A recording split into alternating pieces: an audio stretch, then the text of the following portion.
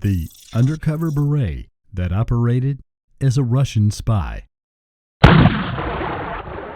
Peter Debbins seemed like an unlikely spy, a member of the elite Green Berets, a patriot who swore an oath to defend America against its enemies.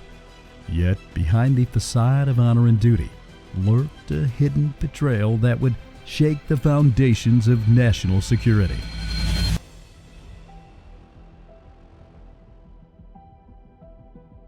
As a young man, Debbins had been an Army cadet and Russian language student. It was here that his Russian connections first reached out with an irresistible offer, a chance to serve the motherland he was so passionate towards. But how did an elite U.S. soldier betray the country he swore to protect to serve the enemy? And what motivated him to do so?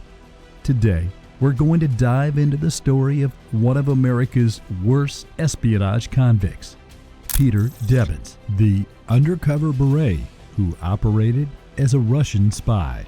Peter Raphael Dubinsky Debbins was born in 1975 and raised in Minnesota. Despite his Midwestern birth, Debbins developed an interest in Russia, partly due to his mother's heritage. Debbins' mom was actually born in the Soviet Union, and from a young age, he became fascinated by his familial roots and the culture of Russia and the former Soviet Union. This interest stemmed in large part from the stories told by his grandmother, who immigrated to the U.S. from the Soviet Union. She would regale the young Debbins with tales of life under communism in the USSR. As he grew older, this childhood fantasy developed into an academic pursuit. Debbins studied Russian language and history throughout high school and chose to pursue international relations, focusing on Russia and Eastern Europe during his undergraduate education at the University of Minnesota. He became engrossed with Cold War-era politics and rivalries. Debbins saw knowledge of the Russian language and culture as crucial for a career in global affairs and national security.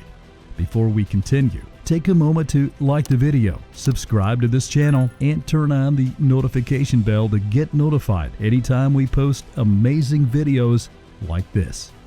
Alright, back to the video.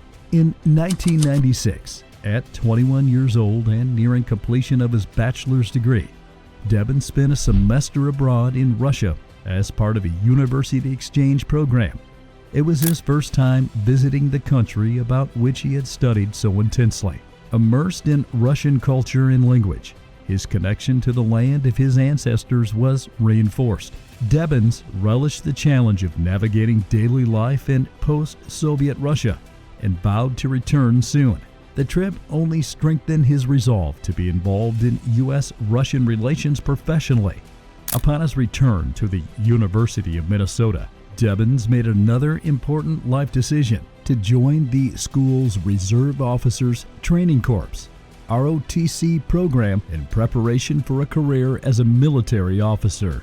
He graduated in 1997 and was commissioned as a second lieutenant in the U.S. Army. Seeing it as an exciting opportunity to utilize his Russian skills in service of national security objectives. After graduating and commissioning, Debbins eagerly awaited his first duty assignment from the Army. In 1998, he was deployed to South Korea as a young lieutenant. Serving overseas for the first time, Debbins immersed himself in his role of helping lead and protect his platoon. After settling into a routine at his new assignment, his thoughts couldn't help but drift back to Russia. His childhood, intrigued with the culture, never faded. Debbins yearned for his next opportunity to engage with the country that had captivated him from such a young age. Fate intervened the following year when Debbins met a Russian woman, the daughter of a Russian colonel, while on leave. Swept up in a whirlwind romance, the couple quickly became engaged. Debbins obtained permission from his commanders to travel to Russia to visit his fiancée and her family. On this trip, his second to Russia, the 21-year-old Debbins came to the attention of the GRU, Russia's military intelligence agency. The GRU took an interest in this young American officer with an unusual affection for and connection to Russia. Debbins was invited to meet with GRU agents over drinks at a hotel, seemingly for casual conversation. By the end of the meeting, Debbins had been showered with gifts, a bottle of fine cognac, the equivalent of $1,000 in cash, and even a Russian military uniform. The agents made clear that there could be additional favors and financial compensation if Debbins was willing to cooperate as an asset for Russian intelligence. Intoxicated by the attention and enticements, Debbins agreed to work with the GRU under the code name I.K. Lesnikov. If he ever needed to urgently contact his new handlers, Debbins was given a distress signal system.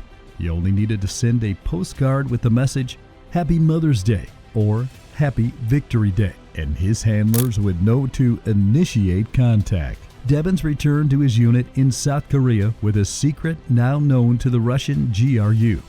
He considered himself eager to serve his beloved Russia, later proclaiming himself a loyal son of Russia. Over the next 2 years, Debbins provided information to his handlers whenever feasible: troop strength, mission details, and equipment capabilities.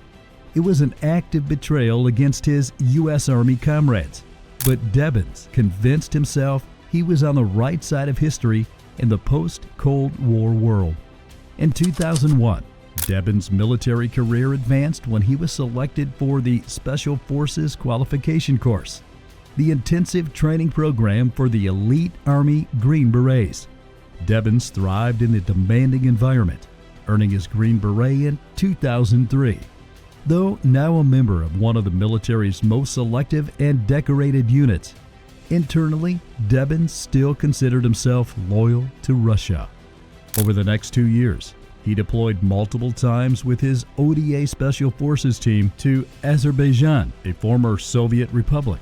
On these deployments, Debbins continued to meet covertly with GRU contacts, passing along classified details that compromised ongoing U.S. military operations. Debbins' duplicity finally caught up with him in 2005 upon returning from an Azerbaijan deployment. During this particular mission, Debbins had committed multiple breaches of security protocols, bringing his wife along and allowing her access to his government-issued mobile phone and other devices. These missteps triggered an investigation, resulting in Debbins losing his high-level security clearances and subsequently being discharged honorably from the Army. He left the military a bitter man, angry at what he perceived as unjust treatment. Debbins decided to take out his frustration on his former Special Forces colleagues. He reached out to his GRU contacts, offering to expose even more classified details on Green Beret capabilities and operations in Europe. Debbins spitefully disclosed the names of team members he considered potential intelligence assets for Russia, as well as tactics, training, and procedures that could compromise operational security. This stunning betrayal from one of their former captains left members of the Special Forces community reeling. They could not conceive of what would motivate Debbins to turn so forcefully against his sworn brethren in arms. In reality, his motivations were a complicated mixture of grievance, ego, greed, and distorted political worldview. The ideological zeal of his early spy career had warped into resentment, opportunism, and still a deep connection to Russia itself. In the coming years, the true depths of Debbins' treachery would only deepen. His security clearances were eventually reinstated in 2008, opening up an even more dangerous second act with an opportunity to endanger U.S. national security.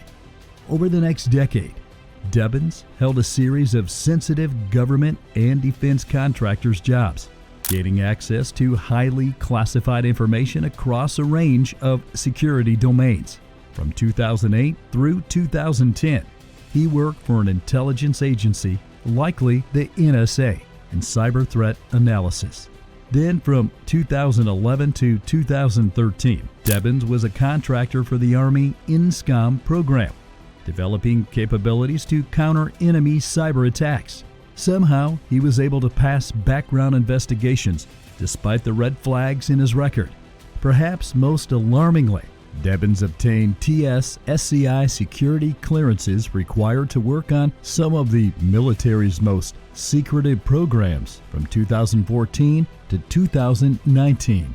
During this period, his roles included a stint with Jacobs Technology, assessing chemical and biological weapons, along with other classified assignments. All the while, Debbins was meeting periodically with his GRU contacts, answering questions and passing along secrets at each opportunity. After nearly 15 years of spying for Russia, old motivations faded away and his treachery became purely transactional, selling out his country strictly for cash. Despite the 2010 FBI questioning, he arrogantly eluded scrutiny for years until it all came crashing down in 2019 after one final fatal mistake. That year, as part of the standard process for renewing his TS/SCI security clearances, Debbins submitted to a mandatory counterintelligence polygraph test.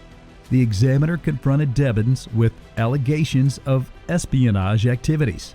Under pressure, Debbins finally cracked and made a full confession about his 15 years of spying for Russia while serving in the Army and later as a government contractor.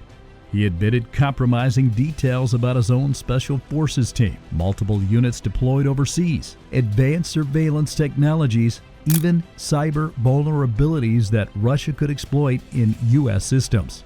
The confession was a stunning revelation for the Army and national security community. All the way back to his first trips to Russia in the late 90s, Debbins had lived a double life as an agent of a foreign adversary. He admitted to providing classified information and endangering U.S. operations repeatedly over that period. From his days as a young officer up through his work on some of the nation's most critical defense programs, federal prosecutors spent the remainder of 2019 and 2020 building an airtight case of conspiracy to commit espionage against Debbins. He initially pleaded not guilty, but the evidence was overwhelming. Finally, in November 2020, he reversed course and officially pleaded guilty. On November 18, 2020, Debbins entered a guilty plea in federal court in Alexandria, Virginia, acknowledging one count of conspiracy to commit espionage, an offense that could result in a maximum penalty of life imprisonment. When looking back on his decisions, Debbins admitted to U.S. prosecutors that he had this big idea of being a savior in Russia, thinking it could help free them from their harsh government. So he was pretty excited when they reached out to him. With Russia's involvement in the 2016 election still fresh, the Debbins spy case renewed concerns about vulnerabilities to foreign intelligence interference. In July 2021, Debbins received his ultimate sentence, 15 years and 8 months in federal prison for the damaging betrayals of his country that unfolded over 2 decades. The Debbins case left the U.S. intelligence community reeling and prompted difficult questions about how such a breach could have occurred undetected for so long.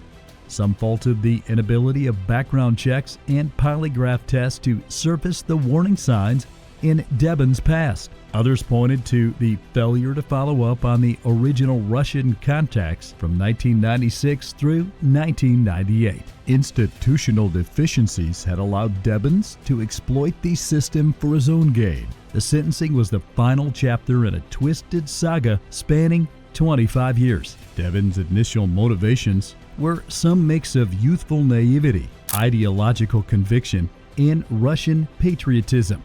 But over time, he descended into pettiness, vengeance, greed, and a blithe willingness to compromise U.S. national security. In the end, Debbins caused immense damage by exploiting almost every avenue of access possible. As an Army officer, private contractor, and Russian mole, the case of Peter Debbins provides a cautionary tale of an insider threat enabled by security lapses. It also highlights the immense difficulties of identifying and stopping acts of individual betrayal. Debbins has plenty of time to reflect on his crimes while serving his lengthy prison sentence. But the ripple effects of his duplicity will continue shaping U.S. counterintelligence efforts for years to come. Debbins definitely had an interesting life as a spy, and his betrayal will definitely play a major role in shaping U.S. security in the future. Do you think his 15-year sentence was enough, or should he have received even more punishment for endangering national security? Share your thoughts and opinions with us in the comments.